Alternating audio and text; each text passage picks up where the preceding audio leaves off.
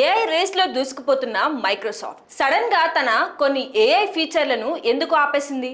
Chat జీపీటీకి బిలియన్ల డాలర్లు invest చేసిన కంపెనీ తన సొంత ఏఐ ప్రొడక్షన్ పై ఎందుకు వెనక్కి తగ్గాల్సి వచ్చింది?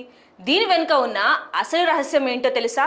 మైక్రోసాఫ్ట్ విండోస్ 11లో రీకాల్ అనే ఒక పవర్ఫుల్ ఏఐ ఫీచర్ను అనౌన్స్ చేసింది. ఇది మీరు సిస్టంలో ఏం చేసినా ప్రతి 5 సెకండ్లకు ఒక స్క్రీన్ షాట్ తీసి దాచిపెడుతుంది.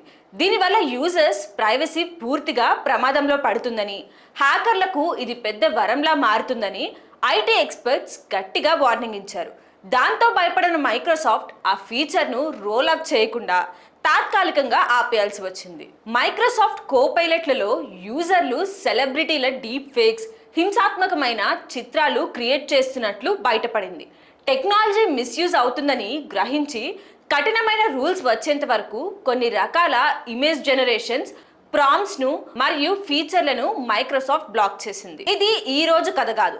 గతంలో మైక్రోసాఫ్ట్ తెచ్చిన టే అనే చాట్ బాట్ నెటిజన్ల వల్ల కేవలం 24 గంటల్లోనే తప్పుడు వ్యాఖ్యలు చేయడం నేర్చుకుంది.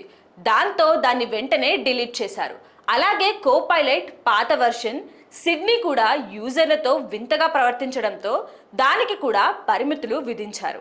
ఏఐ మోడల్స్ రన్ చేయడం అంటే మాటలు కాదు. డేటా సెంటర్లు, కరెంట్ బిల్లులు, గ్రాఫిక్ కార్డ్స్ ఖర్చులు స్కై రాకెట్లా దూసుకుపోతున్నాయి. అందుకే లాభం లేని రిస్క్ ఎక్కువగా ఉన్న ఏఐ ప్రాజెక్ట్స్ను మైక్రోసాఫ్ట్ పక్కన పెడుతుంది. టెక్నాలజీ ఎంత వేగంగా పెరిగినా ప్రైవసీ మరియు సేఫ్టీ లేకపోతే ఎంత పెద్ద కంపెనీ అయినా వెనక్కి తగ్గక తప్పదు అని మైక్రోసాఫ్ట్ నిర్ణయం నిరూపించింది.